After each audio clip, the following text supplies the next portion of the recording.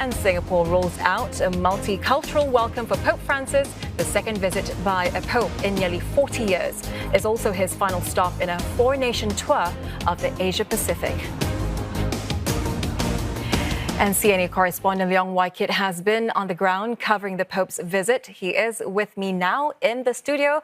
Wykit, it's so good to see you finally in person. You are home ground, finally. You've been following the Pope's grand tour since the 2nd of September.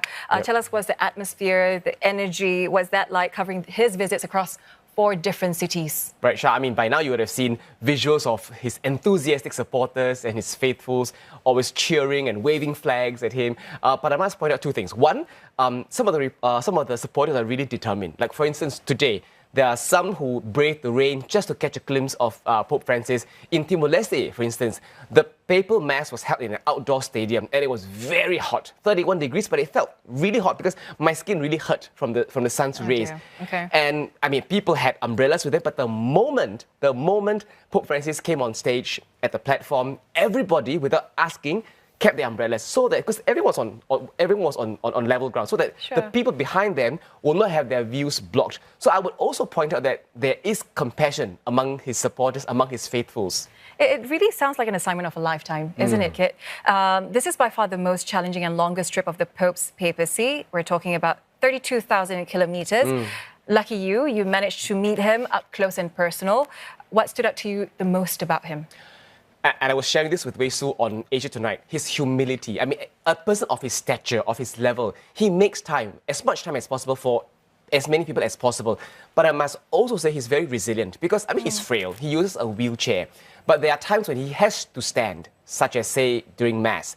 And I noticed that if he stands for, say, more than 3 to 4 minutes, his legs start to wobble. And then he has to hold, the armrest of the chair behind him for support.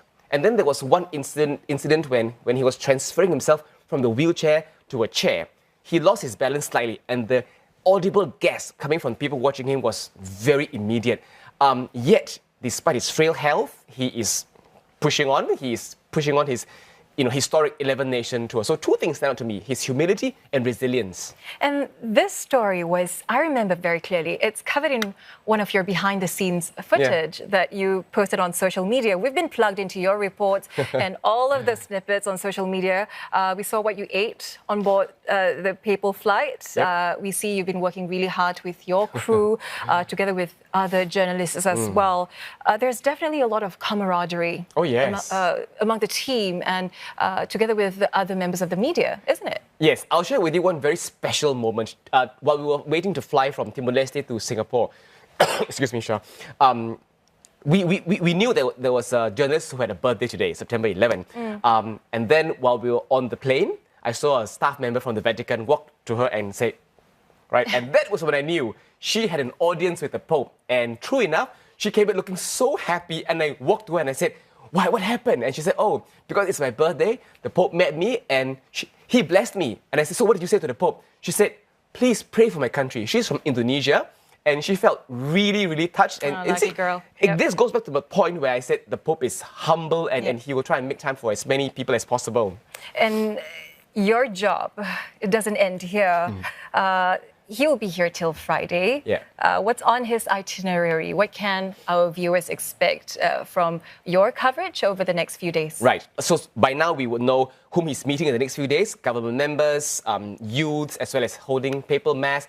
What I will say is that there's a climax to this whole 4-nation trip because on the way, and I mean, I'm now in Singapore, but I'll be flying back to Rome, to Vatican City with Pope Francis, and it will be on the plane where he will hold a media conference where he will give his thoughts and we can ask questions. So that could be another highlight for viewers as well. We will definitely be looking out for your reports and behind-the-scenes footage on CNA and on social media. But for now, I hope you'll get some proper rest before you continue this final leg of the Pope's tour. Thank you so much, Wykit. Thank you, that was CNA's correspondent Leong with us on his coverage of the Pope Francis Asia Pacific tour.